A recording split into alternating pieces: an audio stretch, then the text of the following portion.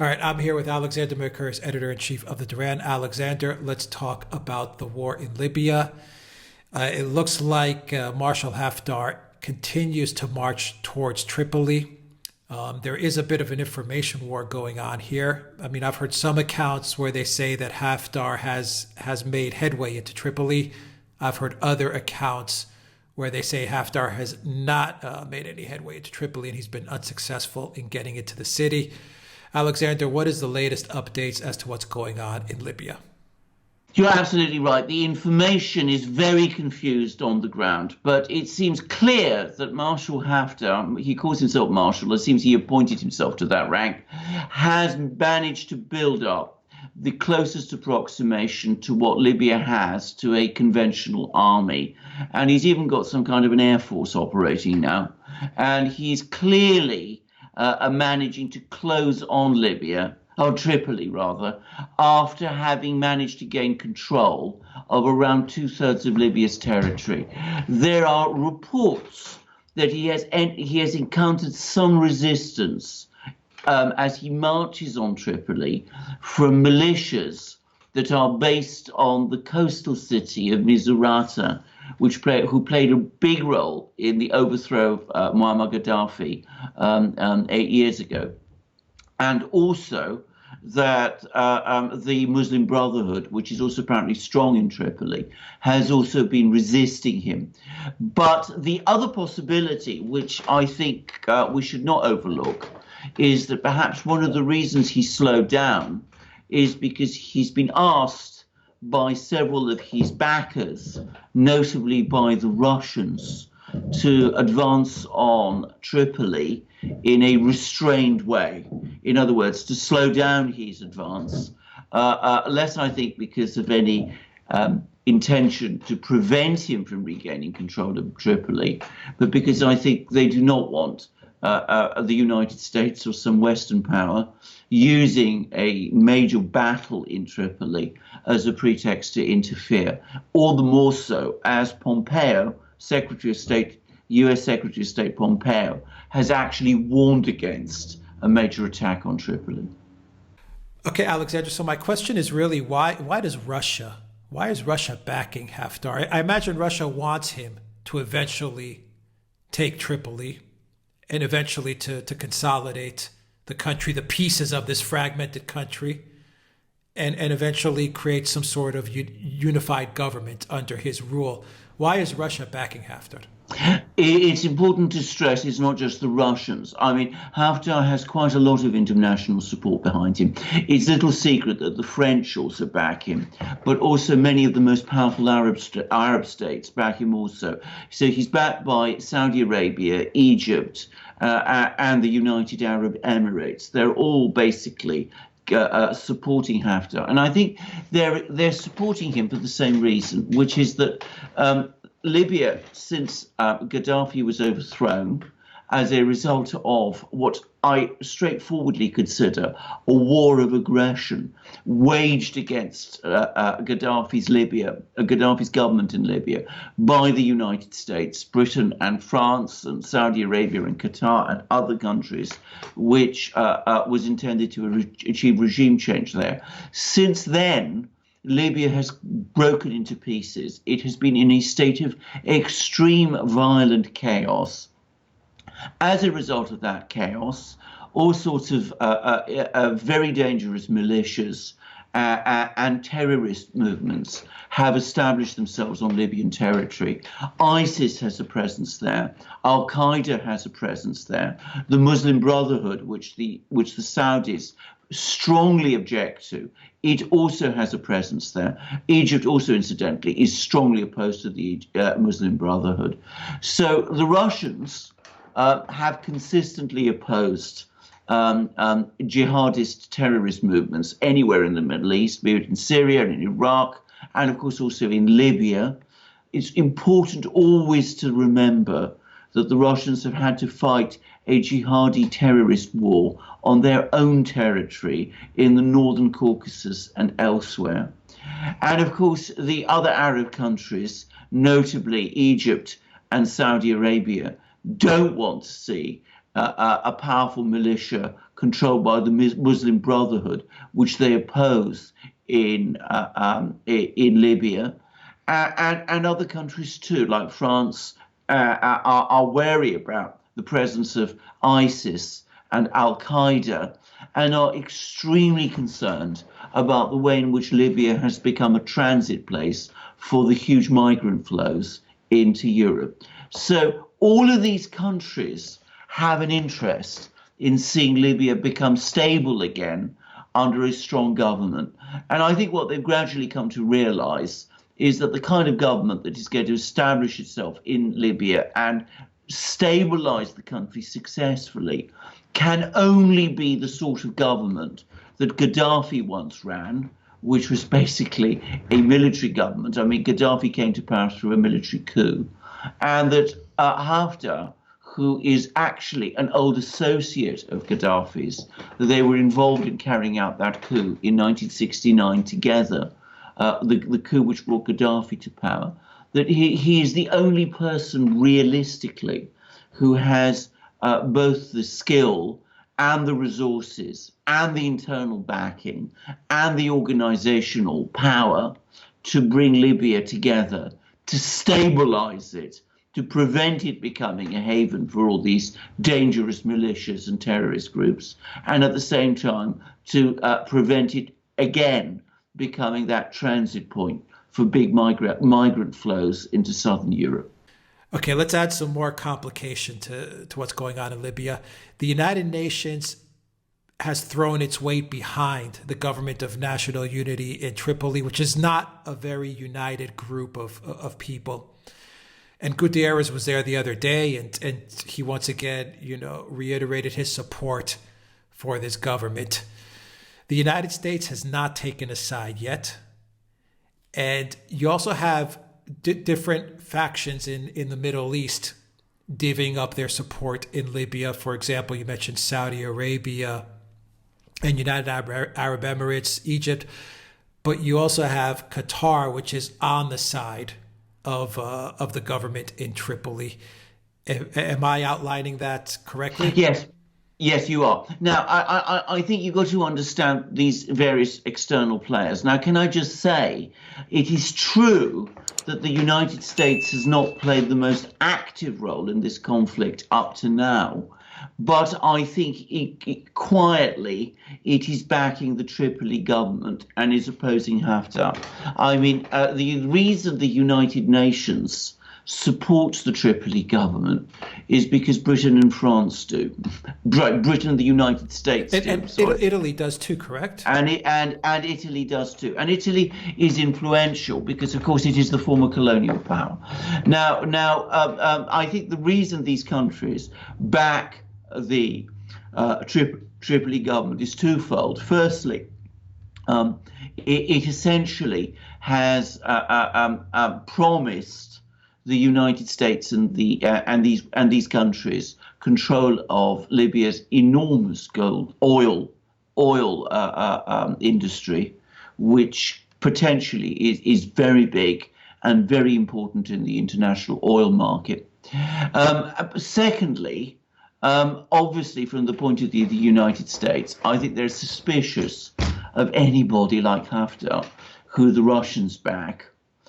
But in the case of Qatar, the calculation is rather different because Qatar has historically been the big sponsor of the Muslim Brotherhood throughout the Middle East. So it supports the government in Tripoli because it is related to the Muslim Brotherhood, which is, of course, the reason why the countries in the Middle East which oppose the Muslim Brotherhood, Saudi Arabia, the UAE, and Egypt, are opposed to that government and why they back Haftar. So you have lots of different people being involved in this conflict. But my overall sense is that whilst the external players are there and they're obviously maneuvering for position, I think people are very, very exhausted by the Libyan debacle. There's deep skepticism in Washington, certainly on the part of Donald Trump, about the wisdom of getting involved in Libya again after the disaster of 2011. And I think that ultimately, even those countries that are opposed to Haftar will let the situation in Libya take its course.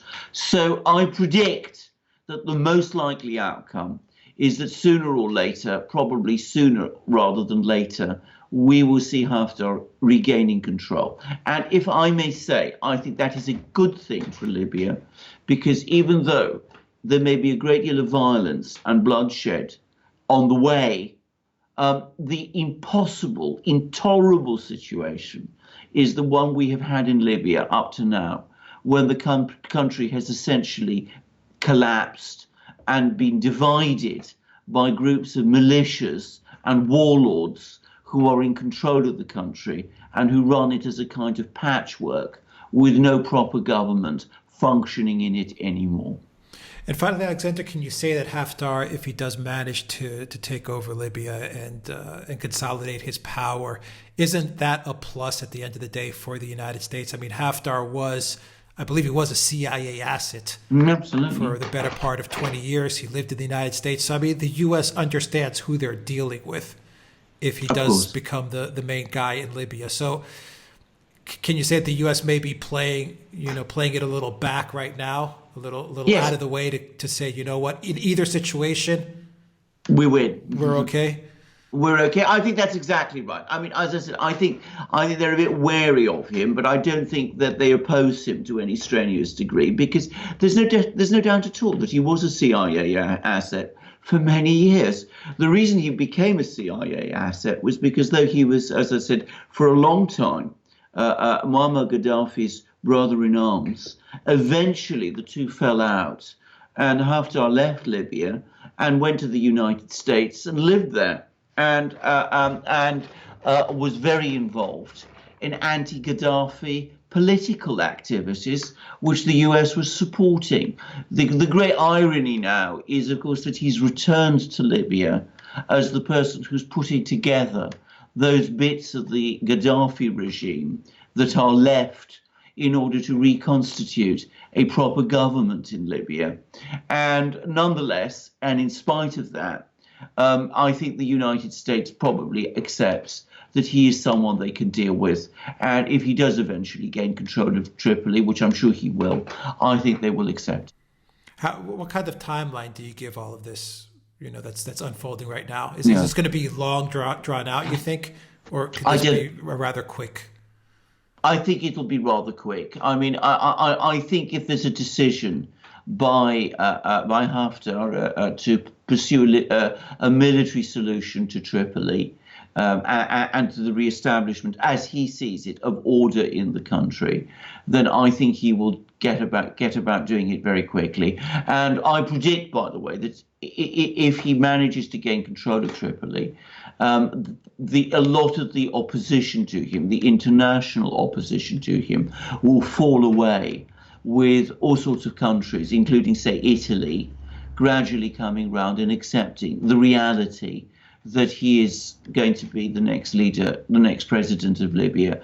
And of course, for the reasons that you said, I think the United States will accept it also. And he's going to have to rule Libya. You said the irony of it all is that he's going to have to rule Libya in much the same way that Gaddafi ruled Libya at the end of the day. I mean, Gaddafi had it right.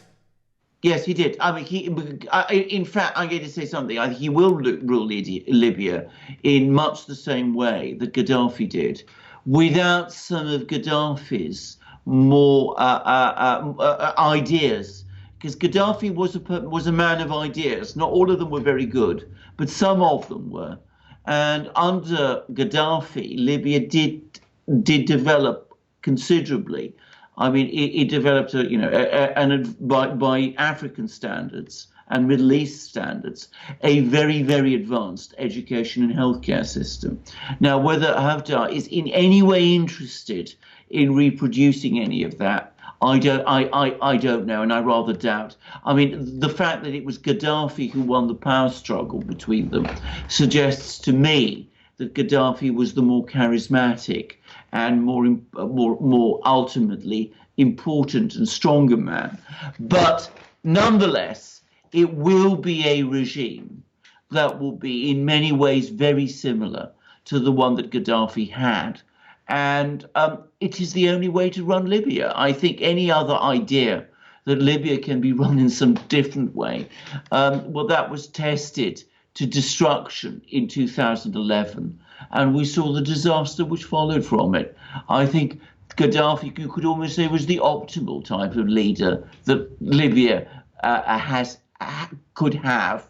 And Haftar will be a less optimal, but nonetheless a less optimal version of that, but nonetheless better than what we have now. So they had to go through these 8-9 years of just death and destruction and chaos. Oh, I mean, to get back to the same conclusion. Yes, I mean, to that war that was fought against Libya was a monstrosity. I mean, it was an absolute. It was one of the most terrible wars that has ever been fought. Terrible, not in the sense, obviously, in the terms of the numbers of people killed, but in terms of the destruction of a once thriving by African standards country. It was a disaster, and the people who were responsible for it should one day be brought to account for it, for a war of aggression that they fought against a small country that was posing no threat at all to their countries. They should be brought to account for it, but of course they never will. Give us the names of the people that should be brought to account. Well, I mean, Cameron, Sarkozy, Barack Obama, Clinton. They are the big people responsible for this. The architects. I mean, yes, we came, we saw, he died. Did it have anything to do with your visit? No, I'm sure it did. The architects of it. I mean, there are all sorts of other people, like what's his name, Bernard Levy in Paris, in France, and people like that. But it's those four leaders who were the principal architects, and Angela Merkel was quietly providing help for background. And Sarkozy was especially sinister, given the fact that he received a lot of help from Gaddafi during the election. Absolutely. I mean, that is just brutal what Sarkozy, just did to Gaddafi. Exactly. I mean, he betrayed Gaddafi, who had funded his election campaign. I mean, it's unbelievable that he did, but that's what he did. No question about it. That's just cold and calculated. Absolutely. Sinister. And of course, sinister in every way. And of course, one should not forget also in this catalogue of villains, the Saudis and the Qataris and the UAE, who are also involved. And involved in a big way, by the way, especially, dare I say, Qatar. Mm-hmm. Alexander Mercouris, Editor-in-Chief of the Duran. Thank you very much. Guys, if you like this video, click on the subscribe button down below. Click on that notifications bell to get notifications every time we push out a new video. Visit the Duran shop, pick up a t-shirt, help support the Duran. In the description box down below, you'll find links to our PayPal and Patreon pages. Please donate to the Duran. That really helps us out a lot. And please go to theduran.com and see all the articles that Alexander is linking up to every day. Alexander Mercouris, Editor-in-Chief of the Duran. Thank you once again. Until next time, everybody, take care.